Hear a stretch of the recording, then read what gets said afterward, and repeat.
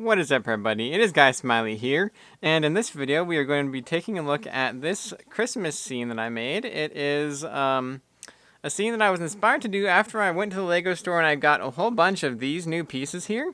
It's these like 1x2 tile wedge slope pieces that are pretty cool. I knew they would make perfect Christmas trees, so I bought a whole bunch of them. And I made the trees, and I wasn't sure what I was going to actually make with the trees. I was like, maybe I'll do a Harry Potter Great Hall scene, maybe I'll do a common room scene, but then I was like, okay, I don't have enough time to do any of that. I just need to build something more simple to be able to get it done before Christmas. And I am really happy because I haven't actually done like a medieval castle scene in a very long time, and it turned out really nicely. I think it's a nice winter scene. You always see people do like these crazy trees and stuff in their castle scenes on Flickr and stuff. So I was really happy to kind of get in on that and make a really cool build. It's kind of focused more on the trees and on the minifigures, which we can take a look at them here. It's kind of, I like to call the scene a Christmas truce or a winter truce because Christmas is past now. It's 2 days prior to Christmas, but it's still kind of Christmas for the whole week, so maybe I'll still call it that on Flickr. But we have a Bat Knight and we have a Lion Knight that have kind of set aside their differences, and they're kind of walking and trudging home to their castle for the winter to make it home for the holidays, if they had the holidays back in medieval times. I don't know, but that's kind of the message I wanted to portray with these two guys, because it's I had these two shields and I really wanted to use them both, so I was like, that's a pretty cool, kind of nice, warm Christmas message to portray with the build. And I made some custom like bedrolls, I guess you could say, like little sleeping bags that they carry on their backs there.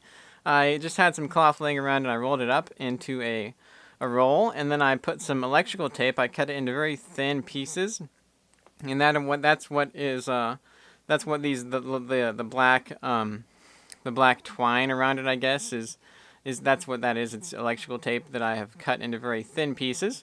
And there's also all kinds of other stuff on their backpacks. They have some brick forge pouches. They have a little like chrome pot on the Bat Knight there. And we also have like some other stuff, like some paper that I crumpled up and put a piece of electrical tape around to kind of make something else that they would be carrying. And then there's like a fishing net that I made from some old cheesecloth. So those are pretty cool. They turned out really nicely. Leave a comment down below if you guys want me to make a tutorial on how to make these like custom backpack things, because they're really a lot more detailed than what Lego has, and they add a lot more detail to the scene, because Lego just has like the molded ones that don't look very good. They're just one piece. And I originally had these on some World War II minifigures, and they looked really good on World War II minifigures. They work really well for those. So leave a comment down below if you guys want me to show you some more of this and let me make a tutorial on how to make them. But for the path, we did a special technique here. It is by Simon NH on Flickr. I did not come up with this on my own. I learned it from him. But he has made this really cool way to do, like, it's usually used for the side of a wall, because it's really pretty easy to put this sideways and then have this kind of a thing going on for the wall. We have some bars, and then we have clips with alternating orientations of the 1x2 tile there. You can do this with 1x1 tiles as well, but I don't actually have enough of them, so I had to make it taller and use 1x2 tiles because I knew I had enough of those. And it worked out pretty well because it's 2 bricks and 2 plates high exactly, so the ground sits flush with the top of the path. You don't have to do any kind of crazy snot work or like weird techniques to get the ground to sit on top of the path right there. So it works pretty nicely, and you can use different colors to make it look like it's different color cobblestones. There's nice gaps in between the stones to make it look like it was actually laid down in medieval times. The only problem with it is you can't actually make it slope down. It can only stay at one level, or at least I haven't figured out a way. Maybe you could use like flex tube and bend it. That might be something that I need to try, because I really want to figure out how to make this slope, but I haven't figured it out yet, and I didn't have time to do it for this build, so I had to actually use just tiles on both sides where I wanted it to slope down in the scene here.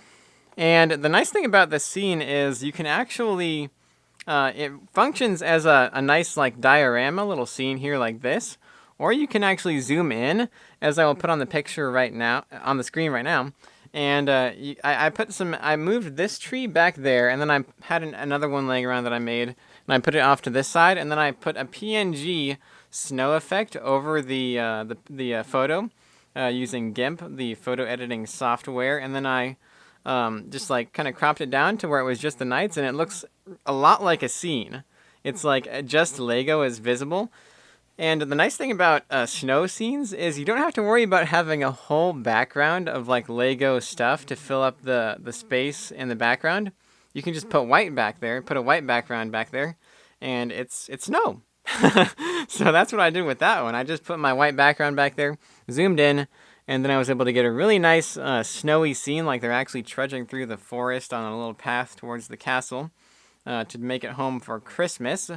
The snow is just slopes and just pretty simple construction. I did use like a cool little technique here with this piece by sloping it downward, and I was able to get an interesting pattern there on the snow hill, I guess you could say. And yeah, I think that's pretty much it. These trees are the same as the tops of these. I just took the top, duplicated it, and didn't put the bottom on. So I have some little trees, some big trees. Yeah, I mean, if you guys want to make some really cool Christmas trees, pine trees, just go to your Pick-a-Brick wall. I'm sure that they have these on there. They had plenty of them in my Lego store. So I think that's going to be it for this video. I'm going to wish you all a Merry Christmas and a Happy New Year.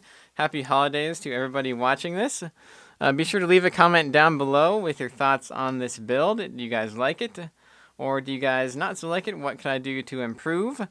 And be sure to subscribe to the channel, and I will see you guys in the next video.